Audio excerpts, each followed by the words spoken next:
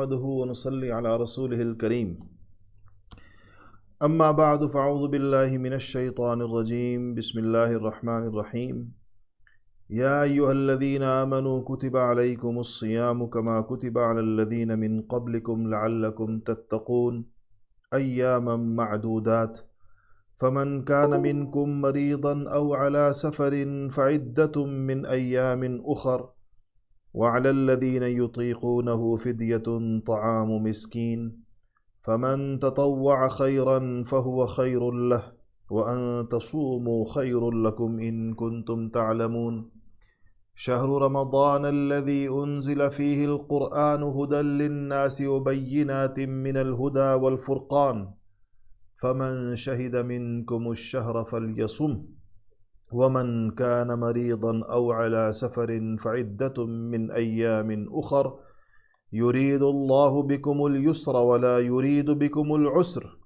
ولتكملوا العدة ولتكبروا الله على ما هداكم ولعلكم تشكرون وإذا سألك عبادي عني فإني قريب أجيب دعوة الداع إذا دعان فليستجيبوا لي وليؤمنوا بي لعلهم يرشدون صدق اللہ العظیم۔ میرے محترم بھائیوں اور دوستوں، ماؤں اور بہنوں، میرے عزیز بچوں، اللہ جل شانہ نے اپنے بے پایاں فضل و کرم سے ایک نئے عنوان کے تحت پھر بیٹھنے کی توفیق عطا فرما دی۔ کل ہمارے درس حدیث کا آخری دن ہے، آخری درس ہے انشاءاللہ، اور اس کے ختم ہونے سے پہلے اللہ پاک نے قرآن شروع کرا دیا۔ حدیث کا درس ابھی ختم نہیں ہوا کہ قرآن کا درس اللہ جل شانہ نے شروع کرا دیا۔ رمضان المبارک پاکستان میں تقریباً کوئی 3 گھنٹے پہلے اس کا آغاز ہوا ہے۔ مغرب کی جیسے ہی سورج غروب ہوتا ہے تو نئے دن یا نئی تاریخ کہہ لیں، اس کا آغاز ہو جاتا ہے۔ اسلامی تاریخ رات سے شروع ہوتی ہے۔ آج پہلی رات ہے ہمارے ہاں، آپ مختلف ملکوں کے لوگ ہیں، کہیں پر کل شروع ہوا ہوگا۔ تو سچی بات یہ ہے کہ یہ بڑا ہی نادر موقع ہے جو اللہ جل شانہ ہم سب کو عطا فرما رہے ہیں، بہت ہی نادر موقع۔ تھوڑی سی دیر کے لیے ان لوگوں کو سوچئے جو پچھلے سال ہمارے ساتھ تھے، اکٹھا رمضان گزارا تھا، آج نہیں ہیں وہ ہمارے ساتھ۔ پچھلا برس تو بہت دور ہے، کتنے لوگ ایسے ہوں گے جو آج رمضان شروع ہونے سے پہلے فوت ہوئے ہوں گے؟ کتنے لوگ ایسے ہوں گے جو گزشتہ کل فوت ہوئے ہیں؟ کتنے لوگ ایسے ہیں جو پرسوں فوت ہوئے ہوں گے؟ بالکل رمضان المبارک کے کنارے پر آ کر بھی کتنے لوگ ایسے ہوں گے جن کا انتقال ہوا ہوگا۔ ہمارے اوپر اللہ نے کتنا احسان فرمایا، کتنا اللہ تعالیٰ نے فضل فرمایا، کتنا کرم فرمایا، کتنی مہربانی فرمائی کہ ہمیں ایک موقع دے دیا کہ چلو اپنے گناہ بخشوا لو، زندگی میں جو کمیاں کوتاہیاں کی ہیں اس کو معاف کروا لو، اپنا سارا گناہوں کا جو ڈیٹا ہے وہ ڈیلیٹ کروا لو، کہ یہ مہینہ ہم دے رہے ہیں، ہماری عطا کا اور ہماری بخشش کا مہینہ ہے۔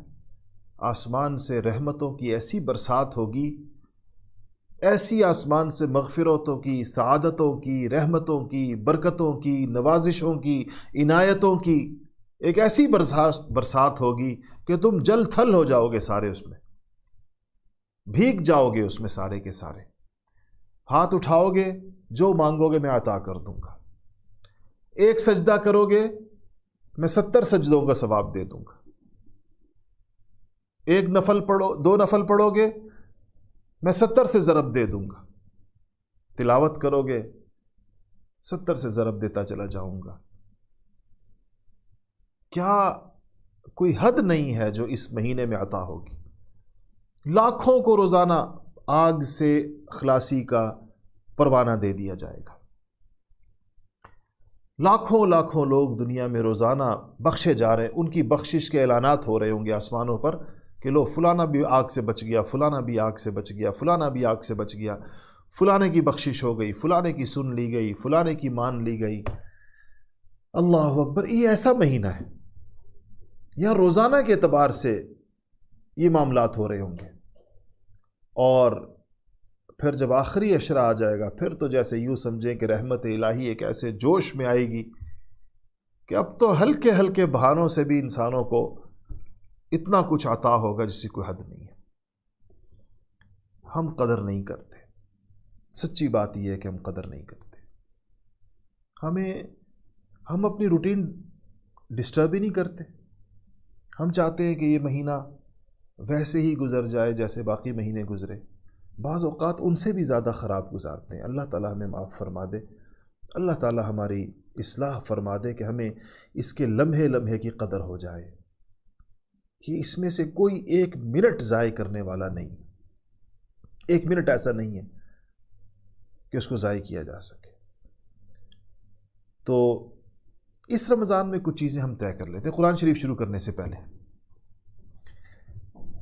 پہلی چیز ہم نے یہ طے کرنی ہے، میں نے بھی اور آپ نے بھی، آج میرا اور آپ کے ساتھ معاہدہ ہو رہا ہے کہ ہم سارے اس رمضان کو اپنی زندگی کا آخری رمضان سمجھ کر گزاریں گے۔ دوبارہ کہہ رہا ہوں، ہم سارے اس رمضان کو اپنی زندگی کا آخری رمضان سمجھ کر گزاریں گے۔ ہم سارے اس رمضان کو اپنی زندگی کا آخری رمضان سمجھ کر گزاریں گے۔ یہ بات ٹھیک ہو گئی، یہ طے ہو گیا ہمارے درمیان۔ اب ہم اس کے لیے کیا کریں گے؟ سب سے پہلا کام ہم آج رات اس درس کے بعد یہ کریں گے کہ ہم اپنا اسکیجول، اپنا نظام الاوقات تیار کریں۔ ہم ایک ایک لمحے کو اپنے صحیح معنوں میں استعمال کرنے کی ترتیب بنائیں گے اور اس پر اللہ تعالیٰ سے مدد مانگیں گے۔ ہم بہت بے بس ہیں، بہت کمزور ہیں، بہت نااہل ہیں، بہت نالائق ہیں، سب کچھ سر تسلیم خم ہے، لیکن ہمارا مالک بہت بڑا ہے، ہمارا مالک بہت سخی ہے، ہمارا مالک بہت محبت کرنے والا ہے، ہمارا مالک بے اندازہ دینے والا ہے، ہمارے مالک کے دروازے چوپٹ کھلے ہوئے ہیں اور وہ ہمیں پکار رہا ہے کہ کون اس کی آواز پہ لبیک کہتا ہے۔ ہم نظام الاوقات بنائیں گے، اس میں کچھ چیزیں ہم طے کریں گے۔ کیا طے کریں گے؟ ہم نے انشاءاللہ رمضان کی ان 30 راتوں میں یا 29 راتوں میں ایک دن بھی تہجد نہیں چھوڑنی۔ تھوڑا پہلے اٹھیں گے، یا تو سحری سے پہلے پڑھ لیں گے یا سحری تھوڑی پیچھے لے جائیں گے اور سحری کے بعد پڑھ لیں گے۔ زیادہ بہتر یہی ہوتا ہے کہ سحری تھوڑی پیچھے لے جائی جائے۔ میں خواتین سے، اپنی ماؤں اور بہنوں سے عرض کروں گا، سحری تھوڑا پیچھے لے جائیں۔ ضروری نہیں کہ آخری وقت تک سحری کی جاتی رہے۔ یہ بڑا بدنما منظر ہے جو ہمارے گھروں میں ہوتا ہے کہ ادھر سے اذانیں ہونے والی ہیں، ادھر جلدی جلدی کھایا پیا جا رہا ہے، کوئی چائے کی سڑکیاں لگا رہا ہے، کوئی پانی پی رہا ہے، کوئی ادھر گھڑی کو دیکھ رہا ہے، کسی کو شک ہے پتہ نہیں روزہ ہوا نہیں ہوا، کوئی کہتا ہے اذان ہو گئی ہے، کوئی کہتا ہے نہیں یہ دوسری مسجد کی ہے، ہماری مسجد کی نہیں ہے۔ نہیں، یہ طریقہ نہیں ہے۔ یہ آخری وقت تو کھانے پینے کا ہے ہی نہیں، آخری چند جو منٹ ہے 10-15، یہ تو دعا کا وقت ہے، ہم اس کو کس چیز میں لگا رہے ہیں؟ تو چند چیزوں کا اس میں یاد رکھیے گا کہ اذان کے ساتھ بند کرنے کا نظام نہیں ہونا چاہیے۔ آپ کو کیا پتہ اذان کس وقت ہو رہی ہے؟ سب سے پہلے کام یہ کریں، ایک مستند نقشہ اوقات کا وہ اپنے پاس رکھیں، مستند، اس کو پتہ ہونا چاہیے کہ کس کی طرف سے وہ ہے۔ اس کو اپنی فریج پر بھی لگا دیں، کمرے میں بھی لگا دیں، جہاں آپ نماز پڑھتے ہیں وہاں بھی لگا دیں۔ میں ابھی آج ہی گیا، میں نے بہت سارے لوگوں کو دیا، گھر میں بھی دے کر آیا۔ میں نے کہا اس کو ہر جگہ لگائیں کہ آپ لوگوں کو ٹائم کا صحیح پتہ۔ اذان کا تو مطلب یہ ہے کہ وقت ختم ہو گیا ہے. اذان تو احتیاط کے ساتھ بلکہ 1-2 منٹ دیر سے دی جاتی ہے. جو نقشہ جس پر میں اعتماد کر رہا ہوں اس میں سحری بند ہونے اور اذان میں 6 منٹ کا وقفہ رکھا گیا ہے کہ سحری بند ہوئی اسلام آباد میں مثال کے طور پر 52 پر صبح، اذان ہم دیں گے 58 پر یا پورے 4 بجے، 3:52 پر مثال کے طور پر روزہ بند کر دیں. اس سے پہلے یہ تو وہ بات ہو رہی ہے آخری جس طرح کی آپ نے معمول یہ بنانا ہے کہ سحری تھوڑی سی مزید پیچھے لے جائیں، اور اگر اپنے نوافل پڑھنے ہیں تو وہ سحری کے بعد پڑھ لیں، اور اس کے بعد آخری 10 منٹ دعا کرنی ہے روز. یہ بہت قیمتی وقت ہے جو ہم ضائع کرتے ہیں ہر رمضان میں. اس دفعہ طے کر لیں یہ 10 منٹ منیمم، ورنہ 15 منٹ 20 منٹ جو جتنا لے جا سکتا ہے. ایک تو یہ ہم نے کرنا ہے انشاءاللہ اس رمضان میں. دوسرا ہم نے یہ کرنا ہے کہ اس میں اپنی کچھ چیزوں کو پریورٹی کی بنیاد پر اس کا ٹائم طے کرنا ہے. سب سے پہلے فرض نمازوں کی حفاظت کرنی ہے. فرض نمازوں کے لیے پاکستان کے بہت سارے حصوں میں تو مسجدوں میں اجازت دے دی گئی ہے، وہاں مسجد میں جائیں تمام احتیاطی تدابیر کے ساتھ. جو احتیاطی تدابیر وہ علماء کے اور حکومت کے درمیان طے پانے والے معاہدے میں جو 20 نکات ہیں اس پر پورا عمل کریں. اگر آپ کسی ایسے علاقے میں رہتے ہیں جہاں مسجدیں بند ہیں تو گھر میں جماعت کا اہتمام کریں. جماعت کے بغیر نماز نہ پڑھیں، گھر میں اس کا اہتمام کریں. 5 نمازیں جماعت کے ساتھ، تہجد بھی طے ہو گئی. تیسری بات آپ نے اس کے ساتھ یہ کرنی ہے، ہم سب نے، میں نے بھی آپ کے ساتھ انشاءاللہ، اللہ مجھے بھی توفیق عطا فرمائے، کوئی کمی کوتاہی نہ ہو، کہ ہم نے تلاوت قرآن کی مقدار متعین کرنی ہے. میں آپ کو یہ مشورہ دوں گا کہ کم سے کم ایک عشرے میں 1 قرآن ضرور ختم کیجیے. ہر عشرے میں 1 قرآن، 3 سپارے روز پڑھیے. تھوڑا سا بڑھا دیجیے تاکہ آخری عشرہ ہو سکتا ہے 9 دن کا ہو، تو پہلے عشرے کا قرآن، دوسرے عشرے کا، تیسرے، یہ میں کم سے کم درجہ بیان کر رہا ہوں. اگر آپ اس سے مزید بڑھا سکتے ہیں تو ایک صورت یہ ہے کہ آپ 7 دنوں میں، قرآن میں 7 منزلیں ہوتی ہیں. قرآن شریف ہے میرے پاس، اس قرآن شریف کو جب آپ کھولیں گے تو آپ کو اس میں نیچے کی طرف آپ کو نظر آتی ہیں منزل لکھا ہوتا ہے. قرآن شریف کو 7 حصوں میں تقسیم کیا گیا، اور ایک منزل روز پڑھنے والے کا 7 دن میں قرآن ختم ہو جائے گا، تو 4 قرآن اس کے ختم ہو جائیں گے 28 دنوں میں. 29ویں دن کا کچھ قرآن مزید اوپر ہو جائے گا. یہ تلاوت ہو گئی.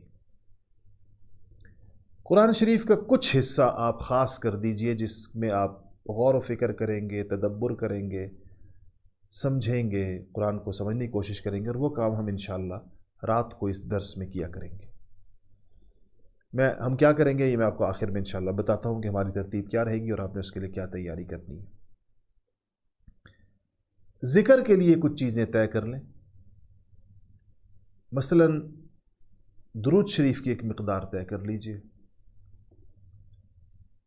استغفار کی ایک مقدار طے کر لیجئے، کلمہ طیبہ کی اور اللہ تعالیٰ کی بڑائی کے بولوں کی، تاکہ کچھ ذکر ہم روزانہ ضرور کریں. قرآن شریف نے، پورا قرآن شریف بھرا ہوا ہے وَاذْكُرُوا اللَّهَ ذِكْرًا كَثِيرًا بُكْرَةً وَأَصِيلًا.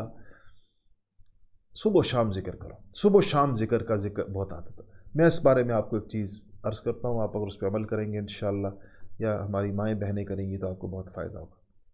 اگر آپ نوٹ کر سکتے ہیں تو کر لیجئے، نہیں تو اس پروگرام کو کچھ دیر تک یہ رہے گا، دوبارہ سن لیجئے گا. میں نے آپ کو کون سی 4 باتیں بتائی. سب سے پہلے کلمہ لا الہ الا اللہ. لا الہ الا اللہ افضل الذکر لا الہ الا اللہ. حدیث میں کیا آتا ہے؟ صحیح حدیث، سب سے افضل ذکر لا الہ الا اللہ کا. تو لا الہ الا اللہ کی 3 تسبیحات، 300 دفعہ صبح، 300 دفعہ شام. ایک، اس کے بعد تیسرا کلمہ اللہ کی بڑائی کے بول، سبحان اللہ والحمد للہ ولا الہ الا اللہ واللہ اکبر. تیسرا کلمہ کہلاتا ہے 300 دفعہ صبح، 300 دفعہ شام. استغفار، استغفر اللہ ربی من کل ذنب واتوب الیہ، استغفر اللہ ربی من کل ذنب واتوب الیہ. نبی کریم صلی اللہ علیہ وسلم بخشے بخشائے تھے، معصوم عن الخطا تھے، لیکن استغفار فرمایا کرتے تھے۔ چوتھا درود شریف۔ نبی کریم صلی اللہ علیہ وسلم کے ہم پر بے پناہ احسانات ہیں، اتنے احسانات ہیں کہ ہم اس کا سوچ نہیں سکتے اور ہم اس کا کوئی بدلہ نہیں عطا کر سکتے۔ درود نبی کریم صلی اللہ علیہ وسلم کے لیے دعا ہے، فائدہ خود اپنے آپ کو ہے۔ جو بندہ ایک دفعہ درود پڑھتا ہے، اللہ جل شانہ اس کے اوپر 10 دفعہ سلامتیاں بھیجتے ہیں، اور یہ مقدار 70 سے بھی اوپر جاتی ہے، اور پھر رمضان شریف میں ساری چیزیں پھر 70 سے ضرب کھاتی ہیں۔ بہت بے پایا اجر ہے۔ درود شریف میں نے آپ میں سے جن لوگوں نے حدیث کی کلاس لی، میں نے آپ کو ایک درود بتایا تھا، دوبارہ بتا دیتا ہوں۔ اللہم صلی علی سیدنا محمد وعلی آلہ وبارک وسلم۔ میں نے کہا تھا 5 چیزیں درود شریف میں ہو تو وہ درود مکمل ہوتا ہے۔ ویسے تو صلی اللہ علیہ وسلم بھی درود شریف ہے، صلی اللہ علیہ نبی الامی بھی درود شریف ہے، لیکن اس میں جو ہے اس کے اجزاء پورے ہیں۔ آپ کا نام نامی ہے، آل کا ذکر ہے، صلاۃ ہے، سلام ہے، اور برکت ہے۔ جو 5 میں نے آپ کو بتایا تھا۔ درس حدیث آپ میں سے بیشتر لوگوں نے تو لیا ہوا ہے، وہ کورس سمجھا ہوا ہے۔ درود شریف ہم اس کے ساتھ، تو یہ بھی 300 دفعہ صبح، 300 دفعہ شام۔ اس میں بہتر تو یہ ہے کہ بیٹھ کر کیا جائے، قبلہ رخ بیٹھ کر کیا جائے، وضو کر کے کیا جائے۔ اگر مصروفیت کی وجہ سے ایسا نہ ہو سکے تو چلے چلتے پھرتے بھی کر لیجئے، کوئی حرج نہیں۔ یہ ہم نے ذکر کرنا ہے۔ دوبارہ سے بتا دوں یا آپ لوگ سمجھ گئے کہ 4 تسبیحیں ہیں جو 300 دفعہ صبح کرنی ہے، 300 دفعہ شام کرنی ہے۔ لا الہ الا اللہ کرنا ہے، تیسرا کلمہ، درود شریف اور استغفار۔ ان 4 چیزوں کی 3 تسبیح، یعنی 300 دفعہ صبح، اور یہی چیزیں 300 دفعہ شام۔ یہ الحمدللہ ہمارا ایک اچھا خاصا ذکر کی مقدار بھی ہو گئی، قرآن شریف کی مقدار بھی طے ہو گئی۔ اچھا، جو لوگ بہت آہستہ پڑھتے ہیں، بہت دیر لگتی ہے ان کو پڑھنے میں، تو وہ کم سے کم 1 سپارہ پڑھ لیا کریں۔ چلے ان کا 1 ختم رمضان شریف میں انشاءاللہ ہو جائے گا، لیکن ایسے کریں کہ اگر 29 روزے ہوتے ہیں تو آپ کا ختم پہلے ہو جائے رمضان شریف کے اندر۔ عید کی مغرب سے، یعنی چاند رات کی مغرب سے پہلے ہم اپنا قرآن شریف ختم کر چکے۔ اس کے ساتھ ہم نے تراویح کا اہتمام کرنا ہے، اور اگر مسجد میں ہو سکتا ہے تو مسجد میں، نہیں تو گھر میں تراویح 20 رکعت تراویح پڑھنے کا اہتمام کرنا ہے۔ اگر اس میں ہمیں کوئی حافظ مل جائے جو پورا قرآن سنا دے تو کیا نصیب ہے، کیا بات ہے۔ اگر حافظ نہ مل سکے تو پھر یہ ہے کہ ہم کم سے کم خود کسی کو آگے کر کے چھوٹی رکعتوں کے ساتھ، چھوٹی صورتوں کے ساتھ بھی تراویح پڑھ سکے تو ہم نے اس کو بھی پڑھنا ہے، کیونکہ تراویح پڑھنا سنت ہے، سنت موقدہ ہے۔ روز پڑھنا، آخر تک پڑھنا، اور اس میں ایک قرآن شریف کم سے کم ختم کرنا، یہ مستقل الگ سے سنت ہے۔ تو چونکہ ہم اپنی زندگی کا آخری رمضان سمجھ رہے ہیں تو ہم کسی بھی سنت کو چھوڑنے کے متحمل نہیں ہو سکتے۔ خدا جانے اگلے سال کیا ہوتا ہے، یہ ہم نے کرنا ہے۔ اس کے ساتھ ہم نے اپنے اوپر، میں کچھ چیزیں اور آپ کو آہستہ ساری میں کہتا ہوں اکٹھی نہ بتاؤں، آپ کہیں گے بہت زیادہ ہوگی، آج کرنے والے کام چلے اس پر میں اکتفا کرتا ہوں۔ کچھ آپ لوگوں کو آہستہ بعد میں کچھ چیزیں اور بھی بتاؤں گا۔ کچھ کام ایسے ہیں جو ہم نے نہیں کرنے، اور ہم نے اس پر اپنے اوپر بہت سخت پابندی لگانی ہے۔ سب سے پہلی چیز نظر کی حفاظت کرنی ہے، اسکرین پر بھی، باہر بھی۔ کسی ایسی چیز پر نگاہ نہیں ڈالنی جس پر نگاہ ڈالنے سے اللہ تعالیٰ نے منع کیا، اور اس میں سب سے زیادہ بے احتیاطی اسکرین پر ہوتی ہے۔ بےہودہ قسم کے مناظر نہ چاہتے ہوئے ان انٹینشنلی ہمارے سامنے آ جاتے ہیں، اور اس سے جو ہے ہماری ساری روحانیت اور ہماری ساری اسپرٹ اور ہمارا سارا جذبہ جو ہے وہ خراب ہو جاتا ہے۔ نگاہ کی ہم حفاظت کریں گے، پہلی چیز۔ اسکرین ٹائم محدود کریں گے، اور بہت محدود کریں گے وہ اسکرین ٹائم جو کسی دینی ایکٹیویٹی میں نہیں ہے۔ سوشل میڈیا میں ویسے سرفنگ، فیس بک کو بلا وجہ ادھر ادھر نہیں، اس پر ہم نے اس کو اپنا اسکرین ٹائم دیکھیں گے کہ ہمارا پروڈکٹیو اسکرین ٹائم کون سا ہے. وہ جو ہم سبق پڑھ رہے ہیں، قرآن پڑھ رہے ہیں، حدیث پڑھ رہے ہیں، تو ظاہر بات ہے سبق ہے. لایانی قسم کے اور فضول کاموں میں ہم نے رمضان شریف کے قیمتی لمحات کو نہیں گزارا. بے شک وہ ایپس ڈیلیٹ کر دیجئے جو آپ کا ٹائم لے رہی ہیں. 1 مہینے کے لیے سب کچھ نہیں ہوتا، 1 مہینے کے لیے بند کر دیجئے. الا یہ کہ کوئی بہت اہم دینی کام آپ اس پہ کرتے ہوں جس سے لوگوں کا کوئی بڑا فائدہ وابستہ ہو، یا آپ کو کوئی بہت بڑا علمی، اصلاحی، روحانی کوئی چیز آپ کی اس سے چل رہی، تو ہم نے اس کو محدود کرنا. نگاہوں کی حفاظت کرنی، لایانی چیزوں سے، ٹائم کنزیومنگ، وہ چیزیں جو ایسی جگہ ٹائم کنزیوم کر رہی ہیں جس کا کوئی فائدہ نہیں ہے، اس کو ہم نے ریسٹرکٹ کرنا ہے، پابندیاں لگانی ہیں، اہتمام کرنا ہے چیزوں کا. کچھ کام ایسے ہیں جو ہمیں روز کچھ نہ کچھ کرنی ہے، کچھ نہ کچھ، چاہے اس کی مقدار کتنی تھوڑی کیوں نہ ہو. آج سے روز ہم نے کچھ نہ کچھ صدقہ ضرور کرنا ہے، چاہے 2 روپے، چاہے 5 روپے، چاہے 10 روپے، جو ہماری توفیق ہے. یعنی رمضان کے ہر دن میں ہم نے کچھ صدقہ کیا ہوا. بہتر یہ ہے کہ کسی ایک شخص کو کم سے کم روزہ افطار کرا لیں، چاہے 1 کھجور کے ذریعے کرا لیں، 1 کھجور دے دیں، وہ اس کی افطاری میں استعمال ہو جائے. کم سے کم درجہ یہ ہے. اچھا یہ بھی نہیں کر سکتے، 1 کھجور بھی، 30 کھجوریں بھی آپ کے پاس نہیں ہیں، تھوڑا سا نمک لے کر کسی کو دے دیں جو وہ رمضان کے میں اس کی ہانڈی میں پڑتا رہے. 2 روپے کا نمک لے کے دے دیں، پورا مہینہ استعمال ہوگا، روز اس کی ہانڈی آپ کے نمک سے نمکین ہو جایا کرے گی، آپ کو روز صدقے کا ثواب مل جائے. صدقہ ہم نے روز کرنا ہے، چاہے میں نے کہا 5 روپے یا 10 روپے، لیکن یہ عبادت ہماری روز لکھی جائے کہ آج یہ ہوگی. اس کے بعد ہم نے کچھ صلہ رحمی کرنی ہے روز. اگر آپ کے والدین آپ کے پاس نہیں رہتے تو ان سے رابطہ رکھنا ہے. خالاؤں، پھپھیوں، چچاؤں، ماموں، فرسٹ کزنز، اور جو درجہ بدرجہ، کچھ نہ کچھ ہم نے ان کے ساتھ خیر خواہی کا معاملہ، کسی سے فون پر بات، کسی کو کوئی ہدیہ بھیجنا، کسی کو کوئی تحفہ بھیجنا، کسی کو کسی اور طریقے سے خوش کرنا، یہ صلہ رحمی، یہ ہم نے رمضان شریف میں یہ بھی کرنی. تو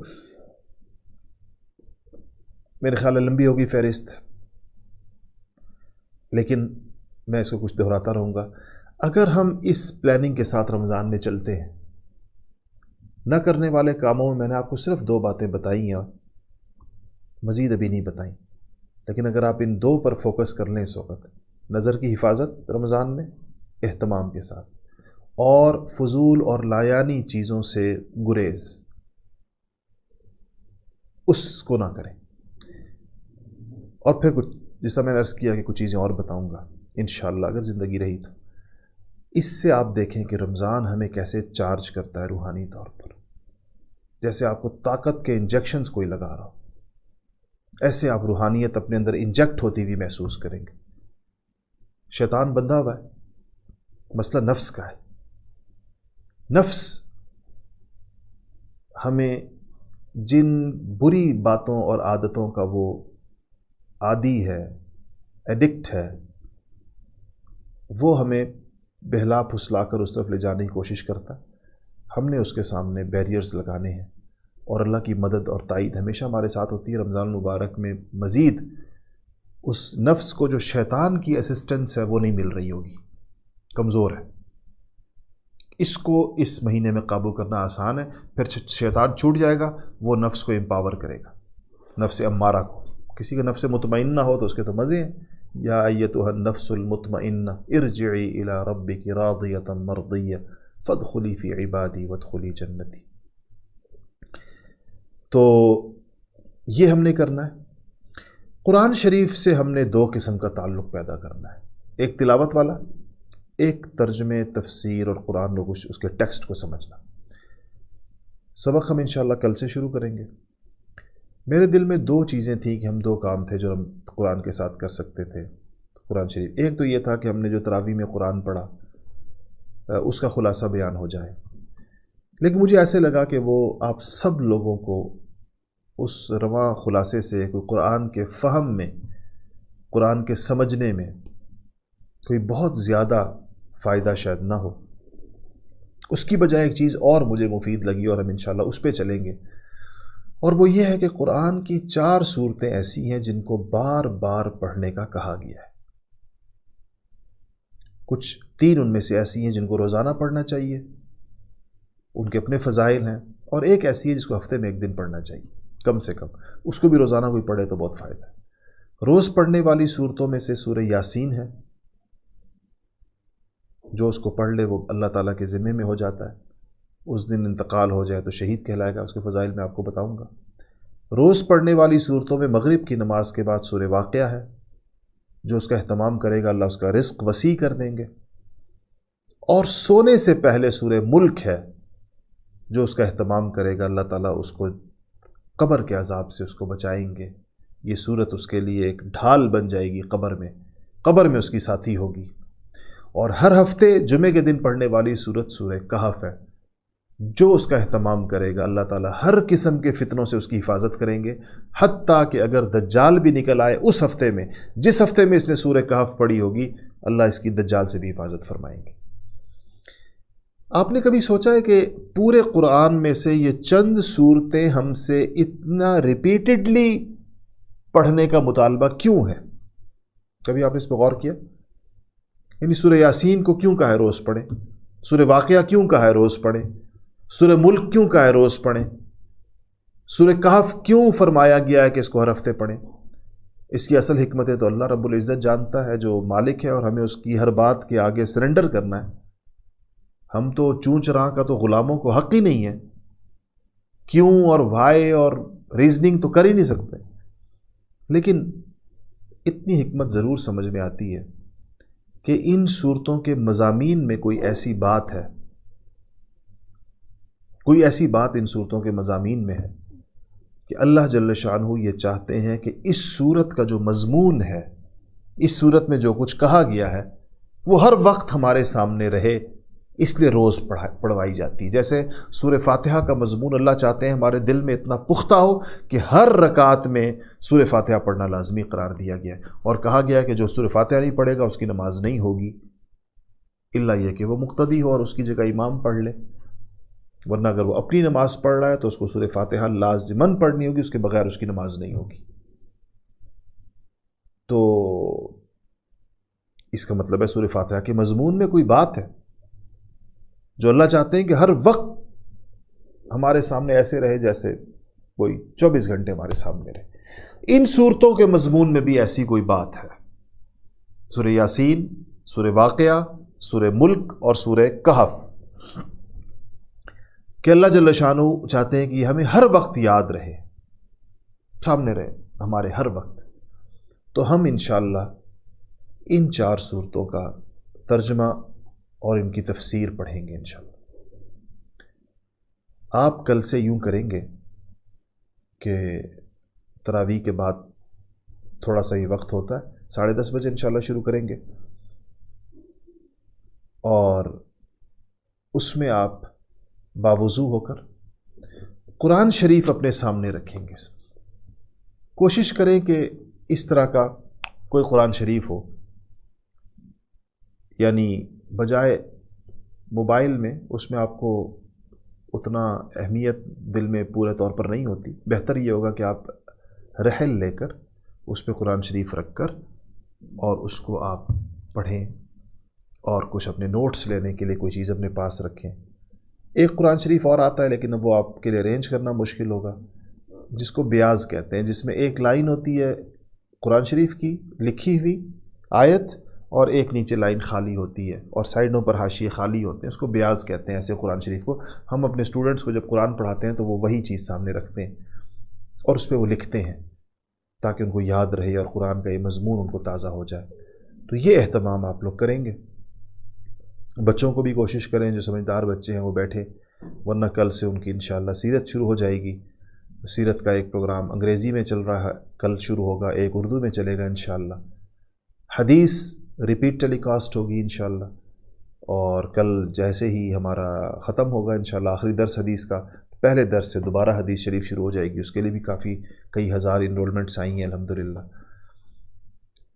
ان باقی پروگراموں میں رجسٹریشنز بند ہو گئی ہیں، آپ لوگ ماشاءاللہ خوش قسمت ہیں جنہوں نے بروقت کرا لی تھیں۔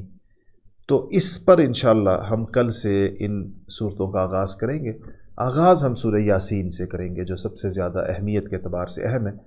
اس میں آپ نے ایک کام میرے ساتھ کوشش کرنی ہے، مشکل انشاءاللہ نہیں ہوگا، کہ جتنا سبق ہو جائے سورہ یاسین کا دن بھر میں اتنا یاد کر لیجیے۔ آج ابھی سے شروع کر دیجیے، رات سے، کیونکہ سبق کو تو ابھی 24 گھنٹے ہیں۔ سورہ یاسین شریف کا پہلا رکوع آج آپ سب یاد کرنے کی کوشش کریں، چلتے پھرتے کچھ اس کو تسبیح پر، ایک دفعہ یاد ہو جائے تو تسبیح پر اس کو دہراتے رہیں۔ میں آپ کو کل ایک نسخہ بتاؤں گا، کل انشاءاللہ اگر مجھے یاد رہا، کہ قرآن یاد کرنے کا طریقہ کیا ہے، کیا کر لیا جائے تو قرآن پھر انشاءاللہ بھولتا نہیں ہے۔ بڑے تجربہ کار قسم کے حفاظ قرآن اور قرائے قرآن کی عمر بھر کا تجربہ ہے۔ میں نے اپنے والد صاحب رحمۃ اللہ علیہ کی طرح کا قرآن کسی کا نہیں دیکھا جتنا ان کا قرآن پکا تھا۔ بہت بڑے عالم تھے، حافظ تھے، قاری تھے، آخری عمر میں 15 سال تقریباً پروفیسر رہے انٹرنیشنل اسلامک یونیورسٹی اسلام آباد میں، وفات تک، مطلب جس دن ان کا انتقال ہوا اس دن وہ یونیورسٹی ہی جا رہے تھے، وضو فرما رہے تھے یونیورسٹی جانے کے لیے۔ تو بہت پکا قرآن تھا، فرماتے تھے کہ 40 سال ہو گئے تقریباً میں نے قرآن، یہ مصحف جس کو کہتے ہیں، یہ مصحف کھول کر نہیں دیکھا۔ اتنا یاد ہے کہ کھولنے کی نوبت ہی نہیں پیش آئی۔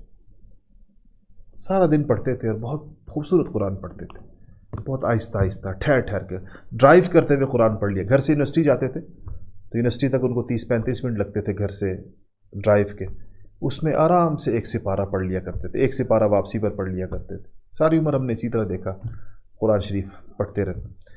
حالانکہ ان کے وہ پی ایچ ڈی کے اسٹوڈنٹس ان کے ساتھ ہوتے تھے، اور وہ 4 مضامین میں پی ایچ ڈی کراتے تھے، تفسیر میں، فقہ میں، حدیث میں، عقیدے میں۔ اور یہ کوئی ایک آدمی کے لیے بہت مشکل ہوتا ہے، ایک آدمی کسی ایک فن کا آدمی ہوتا ہے، لیکن اللہ پاک نے ان کو بڑا گہرا علم دیا تھا، لیکن قرآن سے بڑا عجیب تعلق تھا ان کا، اور یاد بہت پختہ تھا اور پڑھتے بہت۔ ان کی تراویح تھی، ہم چھوٹے ہوتے تھے، انہوں نے تراویح پڑھائی اسی طرح رمضان میں، اور ختم ہوا تو ایک پاکستان کے ایک بڑے قاری صاحب اور بڑے مشہور استاذ القراء، بڑے بڑے حافظ ان کے شاگرد ہیں، ان کو ختم قرآن پر وہ جس مسجد میں والد صاحب نے قرآن سنایا تو وہاں کے مولانا صاحب نے ان کو بلایا کہ وہ بیان کریں گے۔ تو میں چھوٹا تھا لیکن مجھے وہ جملہ یاد ہے جو انہوں نے فرمایا تھا۔ انہوں نے کہا کہ والد صاحب کے بارے میں کہ مفتی صاحب نے قرآن سنایا تراویح میں آج آخری تراویح میں شریک رہا، لیکن میں نے اتنا خوبصورت قرآن انہوں نے پڑھا کہ ایسے لگ رہا تھا کہ جیسے وہ قرآن بھی پڑھ رہے ہیں اور ساتھ ساتھ اس کا ترجمہ و تفسیر بھی کرتے چلے جا رہے ہیں۔ ان کی آواز کا جو اتار چڑھاؤ تھا علم کی وجہ سے، قرآن ایسے پڑھتے تھے جیسے کوئی اتار چڑھاؤ اس کے مفہوم اور معنی کے مطابق۔ اللہ تعالیٰ ہمیں بھی ایسا تعلق نصیب فرمائے، اور اللہ تعالیٰ ہمیں بھی یہ سعادت نصیب فرمائے۔ دنیا کی زندگی مختصر ہے اور یہی چیزیں کام آنے والی ہیں، باقی تو ہر چیز یہاں رہ جائے گی، یہ گھر بھی یہاں رہ جائیں گے، یہ گاڑیاں بھی یہاں رہ جائیں گی، یہ پیسے بھی یہاں رہ جائیں گے، یہ بدن کے کپڑے بھی یہاں رہ جائیں گے، ہر وہ چیز جس سے ہم نے دل لگایا ہے وہ یہاں رہ جائے گا۔ قرآن ہمارے ساتھ جائے گا، قرآن سے ہمارا تعلق ساتھ جائے گا، پڑھا ہوا قرآن ساتھ جائے گا، سمجھا ہوا قرآن ساتھ جائے گا، یاد شدہ قرآن ساتھ جائے گا، جو یاد کر لیا ہے وہ ساتھ جائے گا اور کام آئے گا، بہت کام آئے گا۔ تو اس پر انشاءاللہ ہم اس بات کی کوشش کریں گے کہ اس کو جاری رکھ سکے۔ میرے لیے دعا کریں، اللہ تعالیٰ توفیق بھی عطا فرمائے، اخلاص بھی عطا فرمائے اور صحت بھی عطا فرمائے۔ کچھ زیادہ ہو جانے کی وجہ سے بعض اوقات کچھ مشکل ہو جاتی ہے، دن بھر مصروفیات بہت زیادہ رہتی ہیں، اسی پڑھنے پڑھانے کا ایک نظام اور بہت بڑھ گیا ہے وہ سلسلہ۔ تو دعا کریں کہ اللہ تعالیٰ ہمت جوان رکھیں اور اللہ تعالیٰ توفیق عطا فرمائے رکھیں، اور میرے ان ساتھیوں کے لیے بہت دعا کریں جو اس ساری چیز کو ممکن بناتے ہیں، اپنے سارے کاموں سمیت پھر آ جاتے ہیں۔ یہ آپ کو شاید تھوڑا سا آسان لگتا ہو کہ ایک آدمی میز کرسی پر بیٹھا ہوا ہے اور ہمیں پڑھا رہا ہے، اس کے پیچھے بہت بڑی محنت ہوتی ہے. یہ چیزیں آپ تک آج آپ 70-80 ملکوں میں بیٹھ کر جو سن رہے ہیں، یہ اس کے پیچھے محنت ہوتی ہے، اور وہ میری محنت سے کہیں زیادہ بڑی محنت ہے. وہ بہت مشکل کام ہے، اور یہ سارے وہ والنٹیئرز ہیں جو دن بھر میں اپنے دفتروں کے کام اور اپنے کاروبار اور اپنی مصروفیات میں سے اتنا بڑا وقت نکال کر اس سارے کام کو کر رہے ہوتے ہیں. کبھی دن بھی یہاں رہ رہے ہیں، رات کو بھی یہاں رہ رہے ہیں، ساری رات اس پر کام ہو رہا ہوتا ہے. جو چیزیں ریکارڈ ہو رہی ہیں، جو لائیو ہیں، وہ تو لائیو آپ سے میں بات کر رہا ہوں، کچھ چیزیں ریکارڈ ہو رہی ہوتی ہیں، ان کو ٹھیک کرنا. یہ ان ساتھیوں کو اللہ جل شانہ بہت جزائے خیر عطا فرمائے. آپ کی بہت زیادہ دعاؤں کے مستحق ہیں کہ آپ، یہ سب اللہ کی رضا کے لیے. ان میں سے کوئی بھی ایک بندہ بھی ایسا نہیں ہے جو کوئی پیسے لیتا ہو اس کام کے، کہ یہ اس کی کوئی جاب ہو یا یہ اس کا کوئی ذریعہ معاش ہو. نہیں، یہ سب خالص اللہ کی رضا کے لیے، اللہ کو راضی کرنے کی نیت سے اس محنت میں شریک ہے میرے ساتھ. لیکن behind the scene, behind the screen, ان کے لیے خاص طور پر آپ بہت دعا کیا کریں. ہم دعا ہی کے ذریعے ان کو بدلہ دے سکتے ہیں، کوئی اور چیز تو یہ لیتے نہیں ہیں. تو ہم دعائیں ان کے لیے خوب کریں اللہ پاک سے کہ اللہ ان کو خوب توفیق دیے رکھے. اللہ پاک ان کے لیے، ان کو اس کا دنیا اور آخرت میں اس کا اجر عطا فرمائے. اللہ پاک ان کو اس پر اتنی آنکھیں ٹھنڈی کرے اس کے اوپر کہ ان کو اپنی محنتوں کا صلہ دنیا میں اور آخرت میں نظر آتا ہوا، سامنے اس کے نتائج اور ثمرات نظر آتے ہوئے محسوس ہوں. آج اسی پر اکتفا کرتے ہیں. انشاءاللہ کل سے سورہ یاسین شریف کے ترجمے اور تفسیر سے باقاعدہ کلاس کا آغاز کریں گے. امید ہے آپ ان ساری چیزوں کا اہتمام کریں گے جو گزارشات میں نے آپ کی خدمت میں پیش کی ہیں. جزاکم اللہ. السلام علیکم ورحمۃ اللہ وبرکاتہ.